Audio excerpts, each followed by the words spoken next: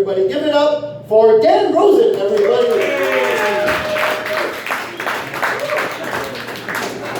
That's right, I do a lot of putting my name on marquees, pretending to be humble. My name is Dan Rosen. It's like the Jewish version of John Smith.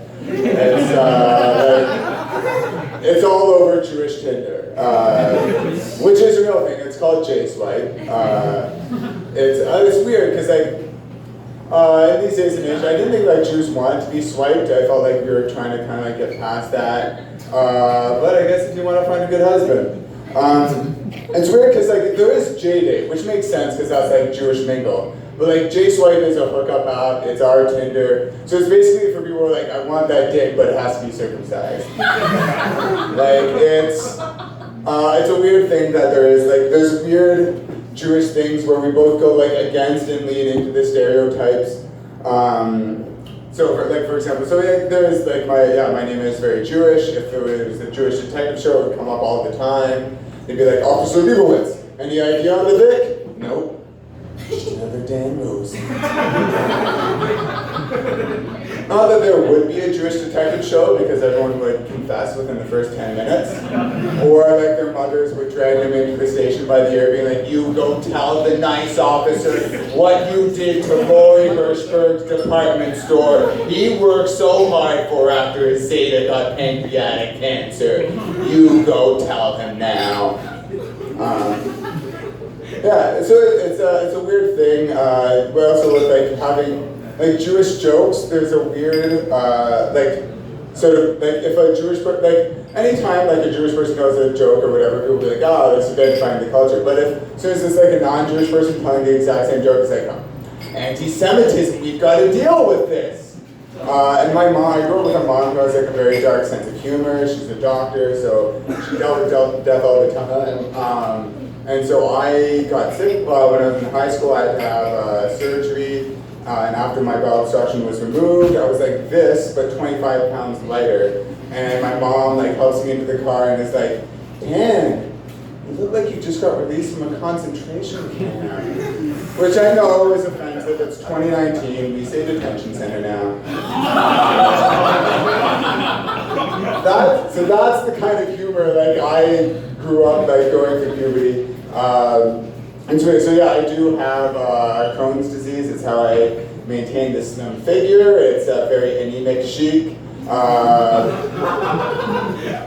a lot of friends of mine are like, how do you keep losing weight? I'll be like, oh, it's just a strict diet of 22 years of chronic diarrhea. It works like a charm. You never have to gain a pound. So it is a funny thing. I actually recently started doing this like one-man show called Game of Thrones, talking about it. Thanks. I'm very proud of that.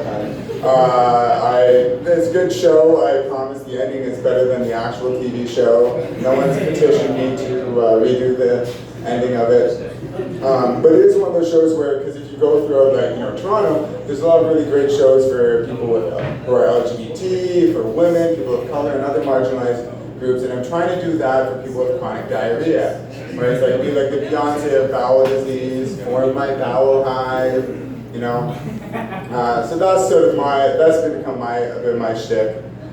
In addition to having Crohn's disease, I also have a wife. The two are connected. She's really great. I mentioned her because also so Zain was talking about Batman, and if she had a superpower, it would be just being absolutely reasonable. She's the most level-headed person. Batman would be the Joker to submission, whereas my wife would sit him down, talk him through his feelings, and get him to finally do that one-man show about clown college that gets all his feelings out, gets it all out on the table. But it is very much connected to bowel disease, our relationship, because when we first went, our first date, we went for this walk in the woods, and she was asking me about the last time I got sick. So I told her about this time I had this anal abscess. Don't Google image search that. So I went through all of the these gory details about what had happened to me growing up and so on, and then 5 minutes after that story ended, we made out for the first time. And I was like, oh, I need to lock this shit down. Yeah, like that was like the hottest thing that ever happened to me. Like someone, like, cause there's like a thin margin of people who find like that stuff like attractive, and I'm not even in that demographic. So the fact that like she was on board, I was like looking up engagement ring prices the next day, and like a year later, so we got engaged a year after that, and she proved to me that she was the woman for me because the day after our engagement, we're getting ready to go to bed, and she pulled the covers over my head and let out like the worst fart I'd ever heard. Like I'm not a pro comic, but like I've had Crohn's disease for 22 years, so I'm like a pro at like flatulence and farting. And she knocked me out the day after we'd gotten engaged, after I like pledged allegiance to her for the rest of my life. And like it was like the most awful vile smell, but all I could think of was, oh, I love you so much. You're the woman of my dreams. And this is the thing is, people say like find someone who looks at you the way Bradley Cooper looked at Lady Gaga at the Oscars. No, just find someone who puts up with your farts, because that's how you know you're in an open, honest relationship. Because if people if anyone here is like hiding their farts from their partner, like what else are you hiding? Is there some side piece you've had, some insurance fraud scam you're involved in that you're not telling your partner about?